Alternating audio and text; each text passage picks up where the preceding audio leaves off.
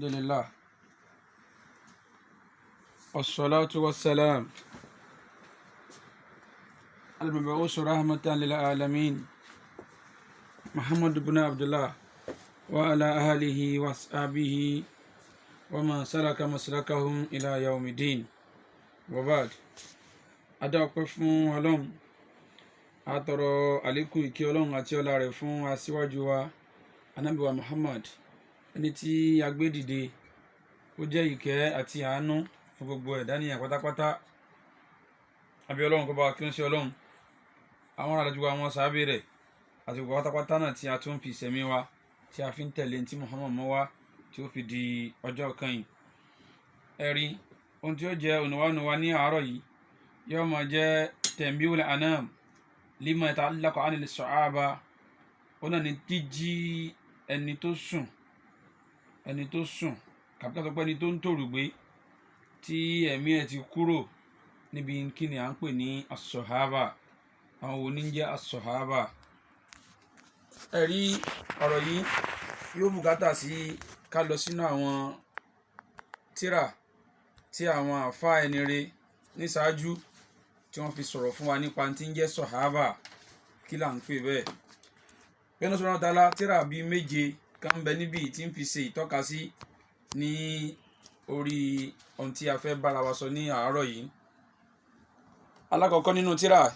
yóò máa jẹ́ al-isabatu fi tamyiz as-sahaba.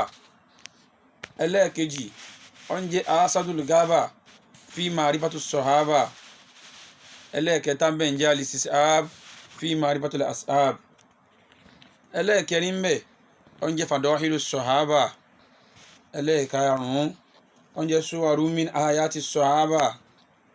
Ẹlẹ́ẹ̀kẹfà tírà tó gbajúmọ̀ dáadáa ní gbogbo àwọn tírà wọ̀nyí tí ó pé èèyàn lè rí káàkiri ọ̀dọ̀ àwọn tí wọ́n ń ta tírà ẹ̀sìn. Ó ń jẹ́ ar-rijalu hawla ar-rasul. Ar-rijalu hawla ar-rasul. Ẹlẹ́ẹ̀keje bẹ́ẹ̀ eléyìí ó ní ojú ewé táàtì bá ọ̀rọ̀ àwọn sọ̀hábà pàdé àmọ́ àwọn mẹ́fà tí mo sọ síwájú yìí ọ̀rọ̀ wọn ló kún bẹ̀rẹ̀ pẹ̀tẹ́. Ẹlẹ́ẹ̀keje ń bẹ̀ ó ń jẹ́ Sarimul Maslul tábà lọ wojú ewé 586 dé 587 ó kún bẹ̀rẹ̀ pẹ̀tẹ́ nípa àwọn wo ni à ń pè ní as-sọ̀hábà. Kí nìdí tá a fi mú ọ̀rọ̀ yìí jáde ni pé ọ̀rọ̀ tí ń lọ láwùjọ wa lénìí nípa pé ká má sọ pé nǹkan kan báyìí fáwọn sọ̀hábà àwa rí i pé ó bùkátà sí bí ká jí ẹni tó sùn yìí torí pé ó dàbí ọ̀rọ̀ ọmọdé ni tí a gbéṣẹ́ lé lọ́wọ́ lọ sí nǹkan báyìí wá ó ti wá sùn lọ síbi tá a bẹ̀hùn ó ti fọ́nú fara kúrò níbi tá a gbélé lọ́wọ́ tá a bá wá lọ jírú ọmọ òun tá a kàn jí ọyá lọ parí iṣẹ́ tí mo rán ọ tá a filẹ̀ ó lè ṣe bàràbàrà kó lọ dó sórí títì kó lọ mọ bèrè lọ́wọ́ lórí títì kó ń fẹ́ rọṣẹ àbí mo fẹ́ rà rẹ̀ sí lórí títì a rí i pé bírò ọkọ̀ bá gbárù ọmọ bẹ́ẹ̀ ẹni tó jí náà ń lọ ṣàkóbá fún un. ẹnu jẹ́ pé ìjí tí àwa fẹ́ jí àwọn tó sùn yìí ìjí pẹ̀lú ẹ̀rí ni ìjí ìmúnilọ́wọ́ dání pé wá ntọ́lọ́wọ́n bá gbélé ọ lọ́wọ́ ó ti sùn kọjá yìí wá padà síbí wá wò báyìí á jí àmú lọ́wọ́ dúró tójú rẹ̀ ó fi là tó bá ti wá láwà dá padà síbi tó yẹ kó ṣe kíni tó yẹ kó padà sí gangan eléyìí ló jẹ́ àmọ́ ṣe ìtọ́ka síbi àwọn ìṣáájú àwọn ọ̀rọ̀ tó ti lọ lọ́dọ̀ àwọn ẹni rẹ̀ tàná. Náà a wá bẹ̀rẹ̀ pẹ̀lú àtàrífù sọ̀hábà. Kí ni wọ́n ń pè ní sọ̀hábà lugatan wa istilaha? Kí ni wọ́n ń pè ní sọ̀hábà nínú èdè Lárúbáwá? wọ́n sọ wípé as-sahibatan al-mulasimatan wal-murafiqat. Kí ni wọ́n ń pè ní sọ̀hábà? Ó ní kéèyàn ò dún ní mọ́ nǹkan adún ní mọ́ ọ̀rẹ́ ẹni alábàárìn ẹni téèyàn wà papọ̀ tó yẹ pé kò rí òsùn rẹ ni wọn èé yà á wọn bá ti rí ń bì wọn ò rí lé náà pẹ̀lú ẹ̀ tá bá ti rí kinní wọn ò rí nǹkan báyìí náà pẹ̀lú ẹ̀. Ó dà gẹ́gẹ́ bí ìmúra ọmọ èdè èèyàn tọmọ èdè èèyàn bá fẹ́ múra tí múra rẹ̀ ó pé tí wọ́n ó pè ní èèyàn sí kíni ọwọ́sọ yóò wọ bàtà sí àwọn méjèèjì ń lọ pàrípàṣù ni gẹ́gẹ́ bẹ́ẹ̀ náà ni tá à ń pè ní as-sahaba fi lugatil arabiyya nílùú Lárúbáwá. So n tí ó wà papọ̀ pẹ̀lú èèyàn tó yẹ pé tá a bá ti rélé yìí á rí kejì rẹ̀ ń bẹ̀ ní tí wọ́n ń pè bẹ́ẹ̀ nínú èdè Lárúbáwá ni. Wọ́n ní sẹ́rí gbólóhùn sọ̀hábà yìí jámù lọ́jẹ́ tí gbólóhùn rẹ̀ ń jẹ́ sọ̀hábì ní pé sọ̀hábà ó jẹ́ gbólóhùn wúrà tí múfúrọ́dù rẹ̀ ẹyọ kan rẹ̀ singular form rẹ̀ wọ́n jẹ́ sọ̀hábí yìí. wọ́n ní àtàrífù as-sahaba fil istilah as-shar'iyya, kí náà ń pè ní sọ̀hábà ní ti ìfọ́síwẹ́wẹ́ ti ṣẹ̀ríà ìsìláàmù yìí. a wà mọ́ àwọn tàrífù àwọn àfáwà lóríṣiríṣi. a bẹ̀rẹ̀ látọ̀dọ̀ àwọn àfáà yìí pé wọ́n ní tí ń jẹ́ sọ̀hábà òun náà ni mustalah al-islam tó yẹ pé yutlaqu ala kulli man laqiya an-nabi Muhammad sallallahu alayhi wa sallam. ó dá lérí gbogbo àwọn tí wọ́n bá bá nàbí pàdé tí wọ́n bá lò gbà wa baqiya ala al-islam hatta mata. kì í ṣe pé wọ́n bá nàbí lò gbà nìkan, wọ́n nígbàgbọ́ nípa sallallahu alayhi wa sallam. wọ́n wá bẹ̀rẹ̀ tó yẹ pé wọ́n kú sórí nítànàbí mú wáyé tí í ṣe al-islam, orí ẹ̀ náà ṣe kíni òní wọ́n tán lé lórí. àwọn àfáà mi wọ́n tún máa define tí ń jẹ́ sọ̀hábà. wọ́n ní amalata risala al-islam al-awwalin, àwọn tí wọ́n gbé mẹ́sẹ́ẹ̀jì islam anabi wa muhammad sallallahu alayhi wa sallam tán gbé dúró, tán ṣiṣẹ́ pẹ̀lú àwọn ẹni àkọ́kọ́. wa ansaru nabi muhammad sallallahu alayhi wa sallam, bákan náà wọ́n ran anabi wa muhammad, wọ́n ràn lọ́wọ́ níbi pé kíni àwọn náà tún ní al-mudafi'in anihun, àwọn làwọn tí wọ́n dúró tì í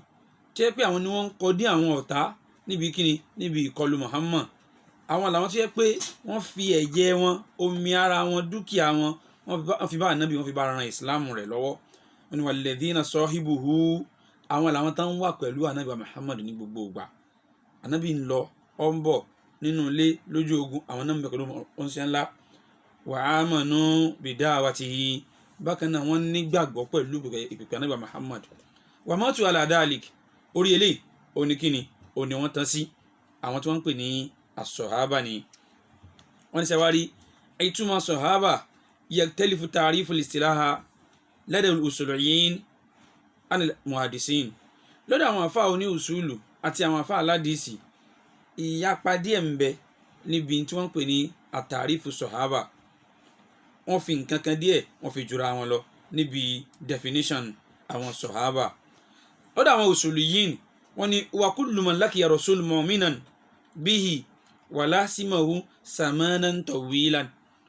wọ́n ní ọ̀nà ní gbogbo ẹni tó bá Ànábì láyé sallallahu alayhi wa sallam mu'minan, tó wá nígbàgbọ́ pẹ̀lú tí Muhammad mú wá. wa lasimahu, ó wá ń bẹ pẹ̀lú Ànábì, ó dún ní mọ́ ìwà pẹ̀lú sallallahu alayhi wa sallam samanan tawilan, ní ìgbà tó pẹ́ ló fi bá Ànábì lò sallallahu alayhi wa sallam. lọ́dọ̀ àwọn usuli ìtí àwọn fún ní àlàyé ni. àwọn lọ́dọ̀ àwọn muhaddisin wọ́n ní kullu man laqiya musliman, kullu man laqiyahu musliman, gbogbo ẹni tó bá bá Ànábì lò gbà tó bá láyé musliman, tó juwọ́ ju sẹ́lẹ̀ fún tí ó ń sẹ́ ńlá mú wá. wa mata ala islamihi, ó wá kú sórí ìjẹ́ mùsùlùmí yẹn. sawa atalat sahibatuhu am lam tadul, ó wá jẹ́ pé ó pẹ́ lórí ìbẹ ní sọ̀hábà yìí ni àbí kò pẹ́ lórí ẹ̀, wọ́n ní ó ń tàn nínú àwọn tí a pè ní sọ̀hábà ni.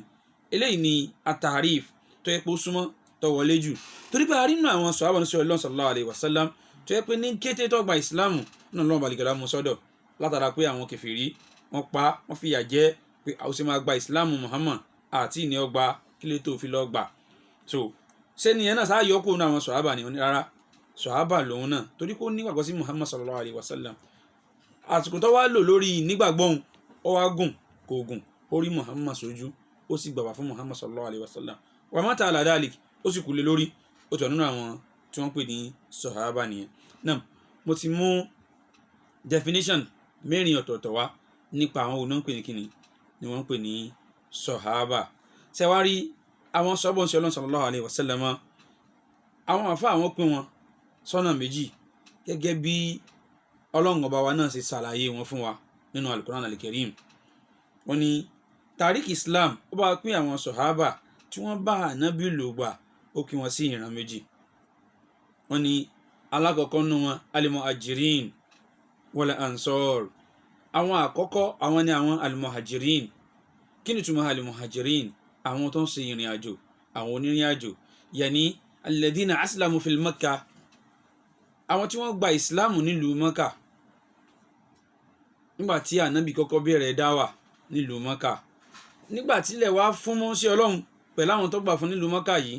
tọ́lọ́run bá wá pàṣẹ pé ó yá kó máa lọ sílùú Mádínà, àwọn tán gbéra kúrò nílùú Mọ́kà tán lọ sílùú Mọ̀dínà àwọn là ń pè ní al-muhajirin, ìran kan nínú àwọn sọ̀hábà. àná usani mina sọ̀hábà, ìran ẹlẹ́ẹ̀kejì nínú àwọn sọ̀hábà àwọn ni àwọn tá à ń pè ní al-ansor. eléyìí ni òun ni àwọn aráàlú Mọ̀dínà, àwọn tí wọ́n gbàfà fún Ànábì sallallahu alaihi wasallam nílùú Mọ̀dínà nígbà tí kóńsẹ́ Ọlọ́run tó dé Mọ̀dínà wàtá nàbí dé Mọ̀dínà, àwọn ni wọ́n pè ní al-ansori. àwọn tí wọ́n wẹ́kọ̀mù àwọn ará Mẹ́kà tí wọ́n wá láti ìlú wọn wá tẹ̀dó sílùú Mọ̀dínà, àwọn ni wọ́n pè ní al-ansori. àwọn ọ̀ràn méjèèjì ní Allah subhanahu wa ta'ala ṣe kíni ló sọ̀rọ̀ wọn nínú al-Qur'an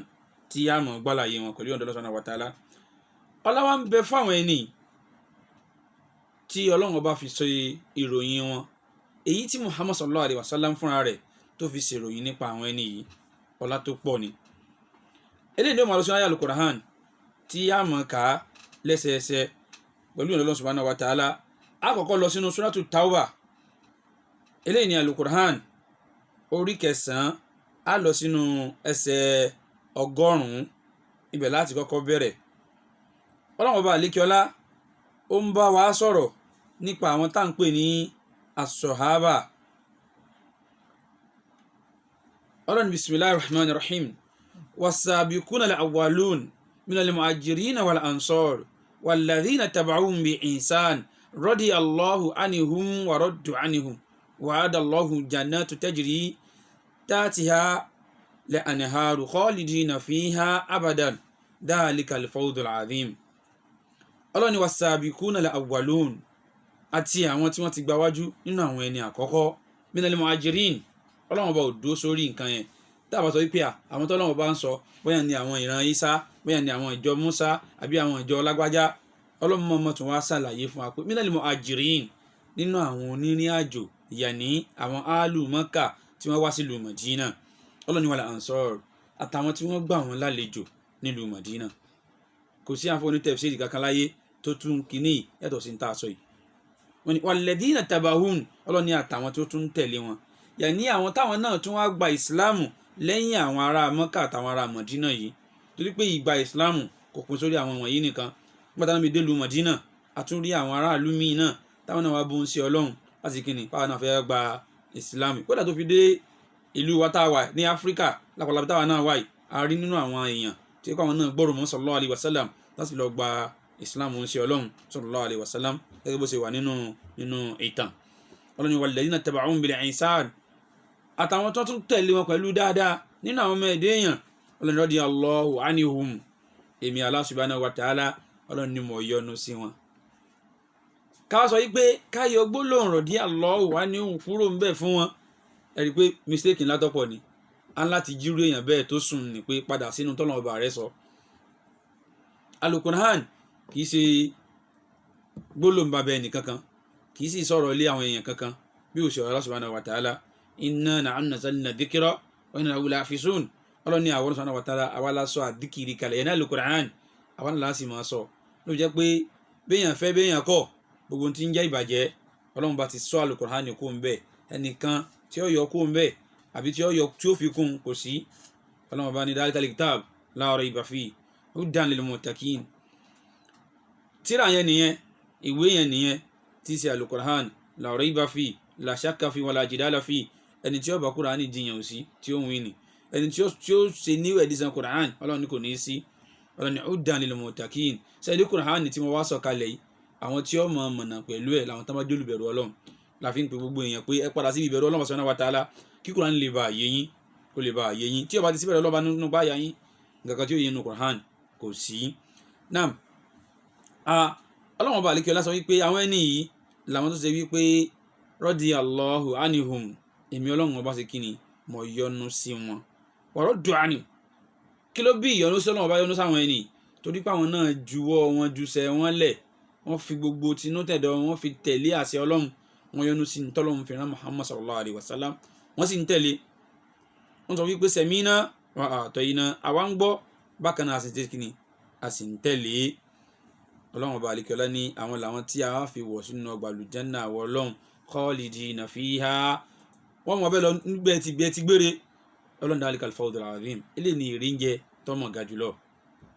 Àyá ẹlẹ́ẹ̀kejì tí a mú wá Allah subhanahu wa ta'ala sọ wípé ìyẹn mẹ́nu Suratul Fatih àyà 18 Ọlọ́run bá ní laqad radiyallahu 'anil mu'minina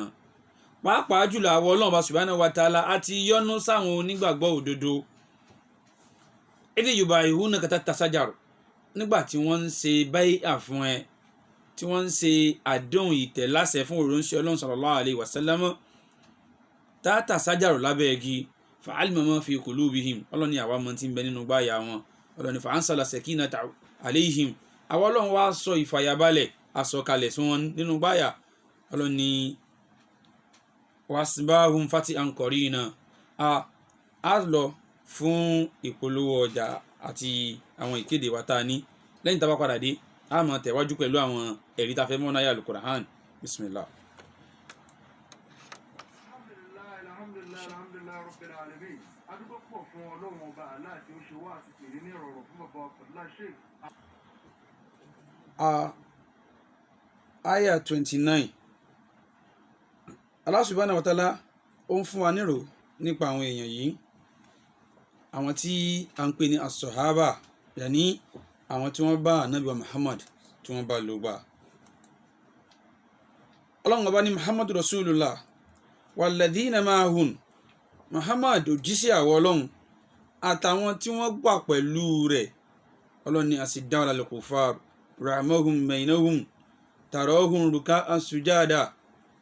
bí wọ́n ṣe ń ṣe làwọn ti kíni náà ṣe ń ṣe ẹ mọ̀ rí wọn wọ́n mọ̀ forí kanlẹ̀ wọ́n mọ̀ tẹ̀ kọ̀kọ̀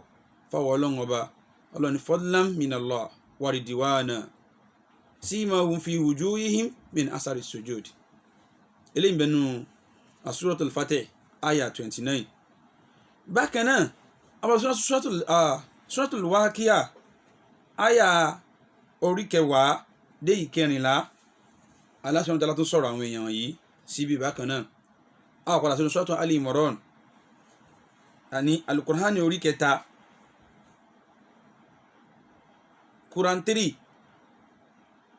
verse 172 Ọlọ́run ọba ní alladhina istajabu lillahi wa rasulihi min ba'di ma asabahum al-qarih.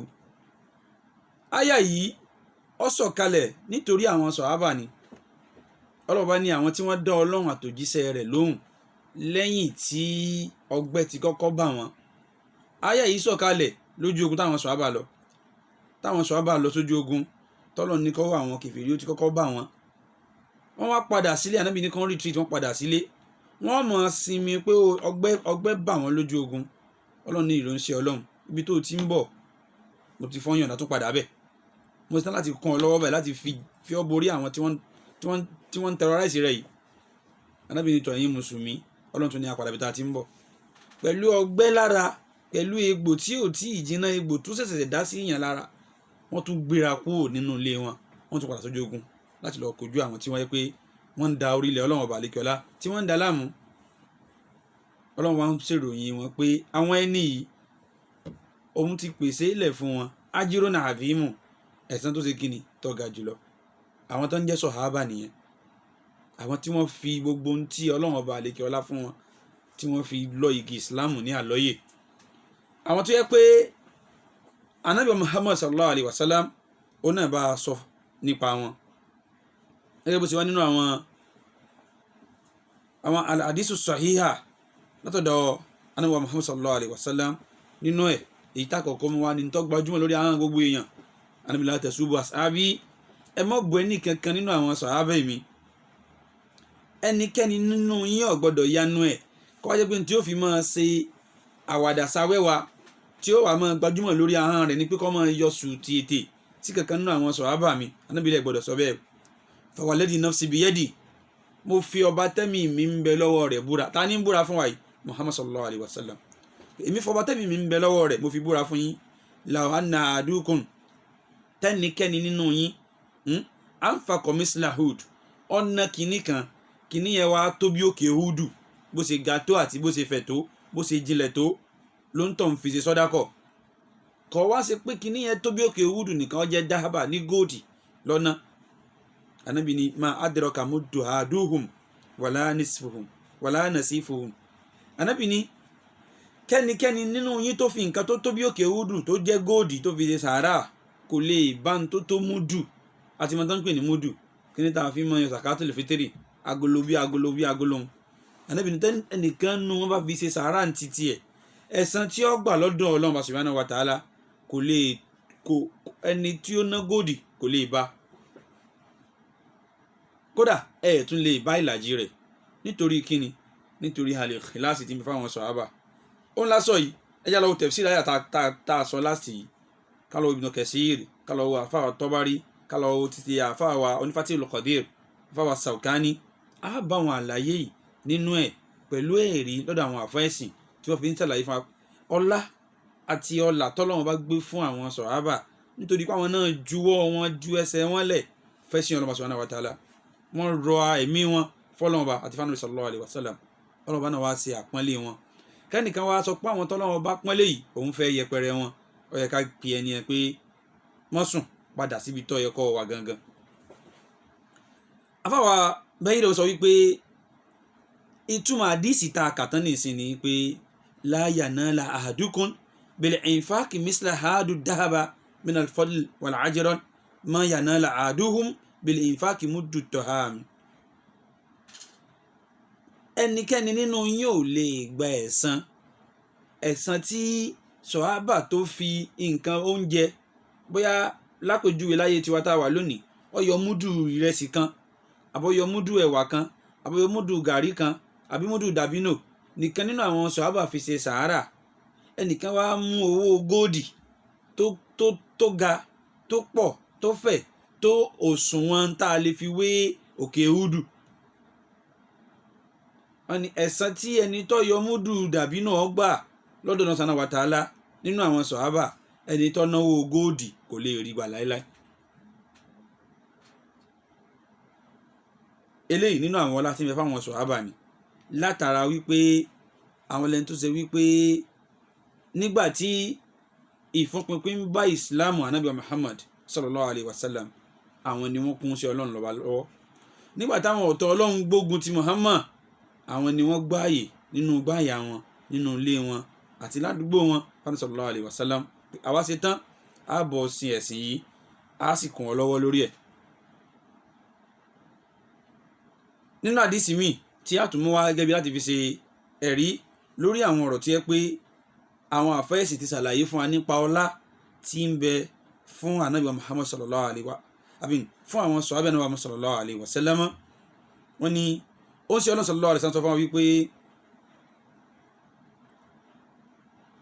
anujumu ahminata lil samai fa idha dhahabat nujumu hatta samai ma tuhaddu wa ana ahminatul ashabi fa idha dhahabat hatta ashabihi ma yuhadun wa ashabihi ahminatul ummati fa idha dhaba ashabihi hatta ummati ma yuhadun. ó ń ṣe Ọlọ́run sallallahu alayhi wa sallam ó ń jọ àyí pé inú sánmà táàrí òní Ọlọ́run fi ìràwọ̀ ó fi ṣe ọ̀ṣọ́ síbi ibẹ̀ ó ti fi ṣe ntí yọmọ mú kínú sánmà wọn sí kíni kọ́mọ wà ní ìfọ̀kànbalẹ̀ síbi ibẹ̀ wípé láti máa dáàbò bo sánmà kó níbi káwọn àṣà ìtọ́n káwọn wá jí Ọlọ́run balẹ̀ kí ọlá gbọ́.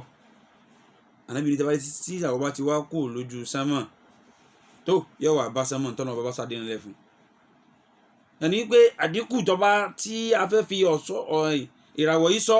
yóò padà máa ṣe kíni yóò máa ṣẹlẹ̀ bẹ́ẹ̀ ni Ọlọ́run bá fi mí ṣe àmínà fún àwọn àṣàbí tí má ti wá kó láàrin àwọn sọ̀hábà mi oríṣi nǹkan ni ó ṣẹlẹ̀ Ànábì wa fi ń kọ́ wa lẹ́kọ̀ọ́ pé nígbà tí nǹkan yìí bá ń ṣẹlẹ̀ ẹ má bu àwọn sọ̀hábà mi ìyá lọ kàtẹ́rà tó ń pè ní al-fitnatu bayna as-sahaba afásàlàyé síbẹ̀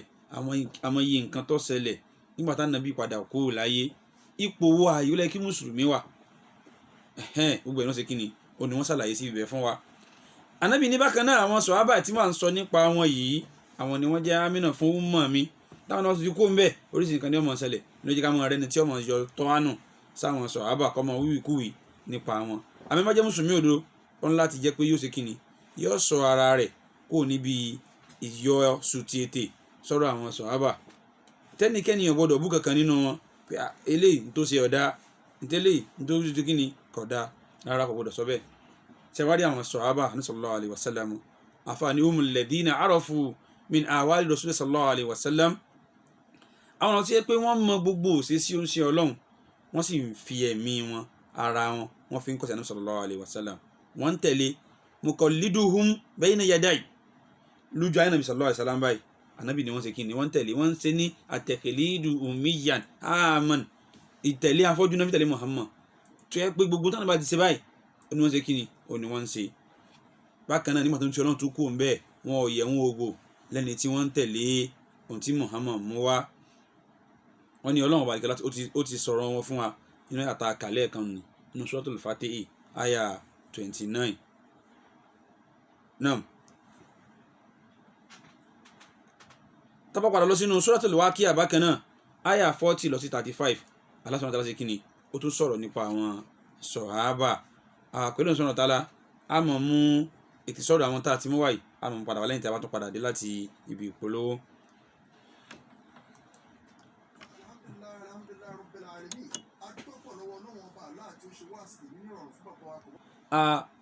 Ní ká lọ síbi ìparí ká tó lọ síbi àdúrà